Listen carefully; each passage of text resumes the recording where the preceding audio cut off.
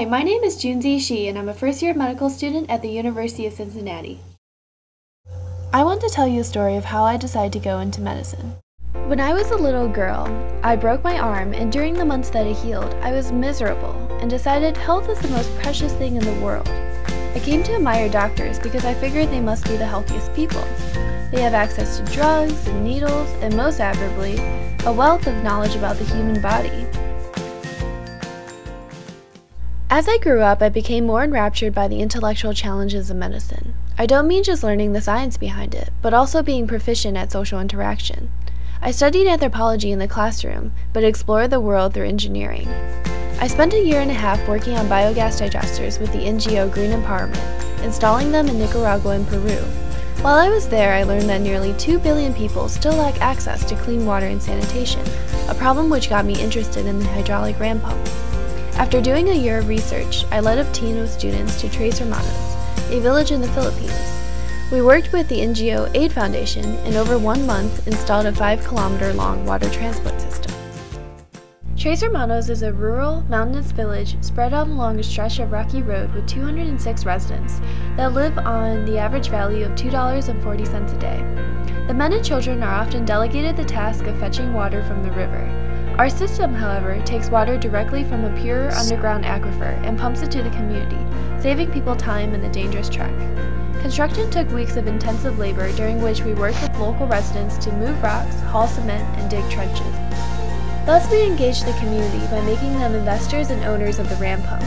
Even before the construction was finished, women were already washing clothes with the outflow, grateful they didn't need to carry laundry to the river. Many people had never experienced a shower in their lives, so we hung the hose up on a tree and showed them.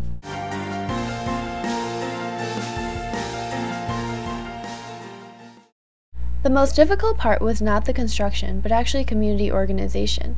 We needed to explain abstract concepts, such as how the pump worked and why a leadership committee was needed to manage it. There was bickering about placement of tap stands and the maintenance fee. It was difficult to make everyone happy. From this, we can draw a parallel to medicine. It is not the practice of handing out pills in a one-size-fits-all fashion.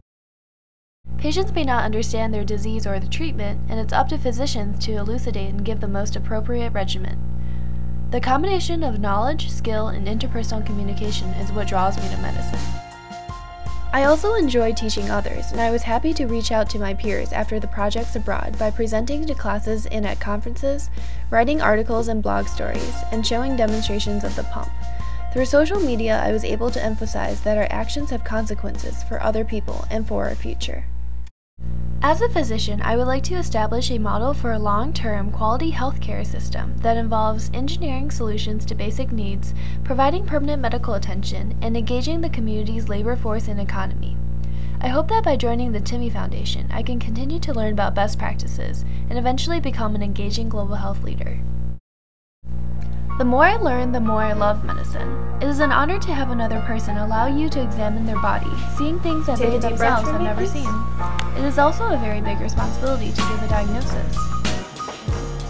I think you might have an inguinal hernia, or you might have diabetes. I'm really sorry to tell you this, but you have halitosis. Medicine is also a difficult journey. To keep things in perspective, I fast for 36 hours a week as a personal choice. While I fast, I think about those who are less fortunate and whose hunger is not a choice but a handicap. We all face adversity, no matter where we live, and when things get tough, we just have to push on.